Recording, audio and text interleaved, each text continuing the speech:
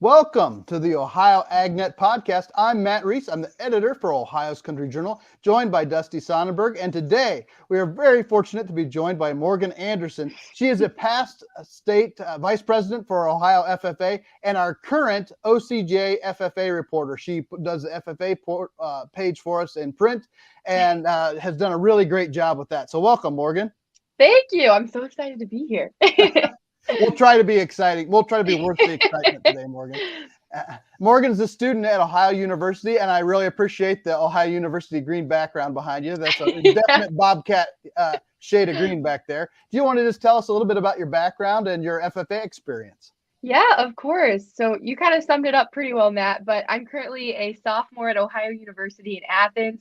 So, I'm wrapping up my second year of college here. But last year I was the state FFA vice president. So last May I was actually gearing up for a convention, kind of weird seeing the memories. I was actually heading to Columbus, getting ready for a big week of members in this year's finals week. So it looks a little bit different, but this year I'll actually be volunteering at the state FFA convention. Alongside a lot of other state officers.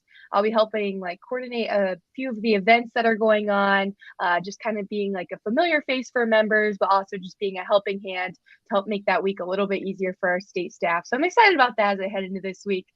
I'm a major in broadcast journalism. My minor is actually in marketing, so a little bit of everything, And as you said, I'm the FFA reporter for OCJ, which has been a really great opportunity that I really love. A nice way to bring journalism and FFA together, which is something I'm always looking to do. But I'm from Amanda, Ohio, so just 45 minutes south of Fairfield Columbus. County, woo! Yeah, Fairfield County represent. So home isn't too far from me, no matter where I'm at in South Central Ohio. But excited to be here, kind of bring a little bit of everything and just trying to, make it all one thing when it comes to agriculture, but excited nonetheless. Well, we have a definite southern flair on our podcast this morning.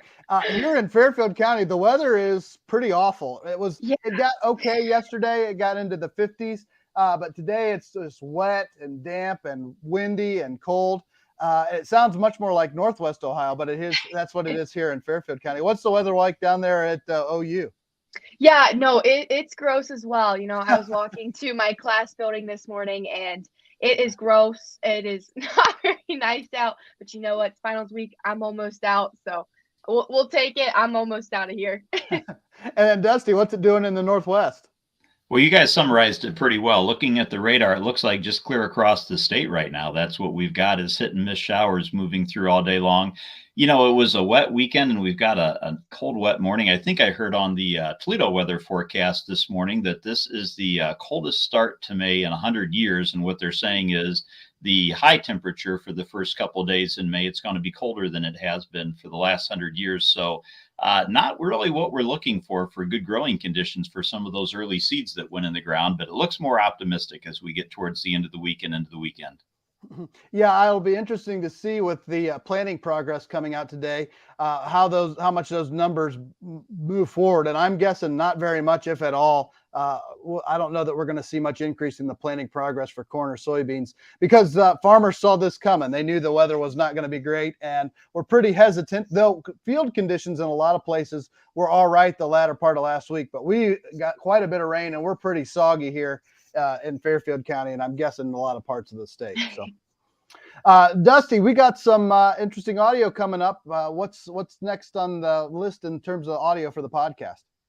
Well, we do. Dale Minyo's been busy for us, getting out, talking to people, doing some interviews, and he visited with Wade Thorson. Wade is with Benchmark Biodiesel in Columbus, and really a good interview, taking almost a look back historically as where's the biodiesel industry come and where's it at now and where's it going. He looks at the current market environment, things dealing with transportation industry, just a really informative interview.